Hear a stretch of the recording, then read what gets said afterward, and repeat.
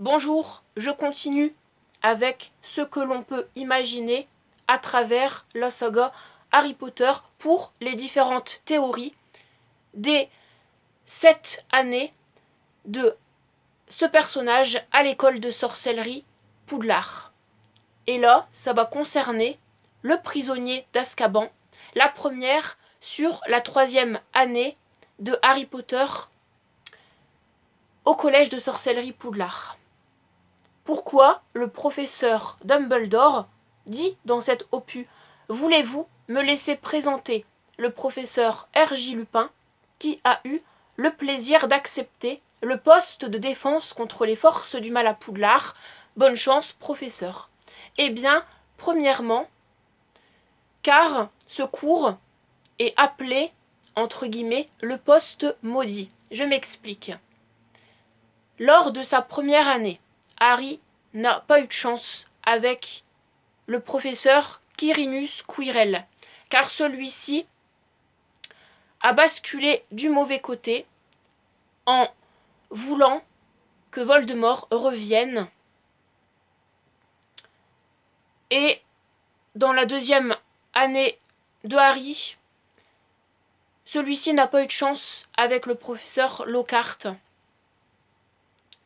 étant donné qu'il était incompétent quand il enseignait, et puis vers la fin, il n'a pas voulu aider Harry et Ron à sauver Ginny Weasley dans la chambre des secrets. Et puis celui-ci s'est vanté de sa gloire, de sa réussite, si je peux dire ça comme ça, mal faite, en usurpant l'identité de plusieurs sorciers et sorcières pour écrire ses livres en fait.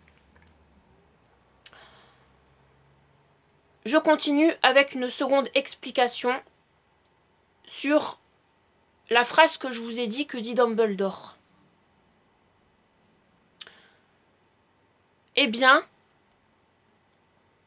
Dumbledore connaît très bien Rémus Lupin, car Rémus Lupin était élève à Poudlard dans la maison Gryffondor. Ses meilleurs amis, c'était James Potter, Sirius Black, ça l'a été jusqu'à sa mort, tout comme James Potter, et puis Peter Pettigrew. 3 autres Gryffondor.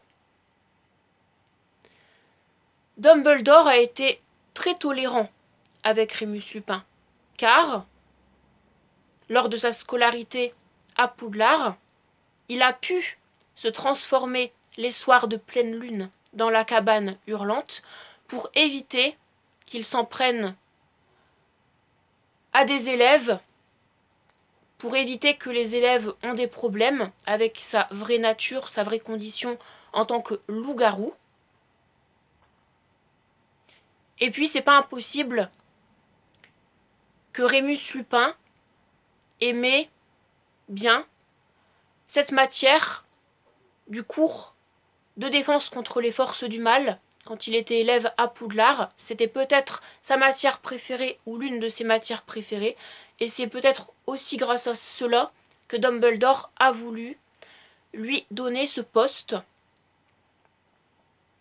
pour la 3e année de Harry Potter à l'école de sorcellerie Poudlard, tout simplement. C'est peut-être pas impossible que Rémus Lupin est à moitié métamorphomage, un peu comme Nymphadora Tonks, mais aussi à moitié un Maledictus, un peu comme Nagini.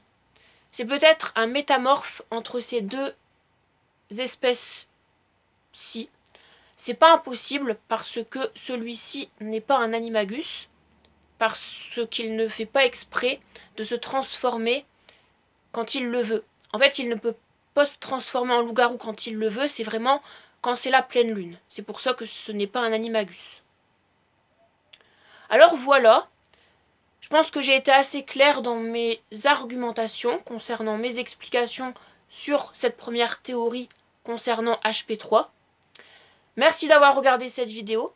N'hésitez pas pour ceux et celles qui sont intéressés à réagir dans les commentaires pour me faire part d'autres arguments si vous en avez. Ça pourra toujours enrichir cette théorie.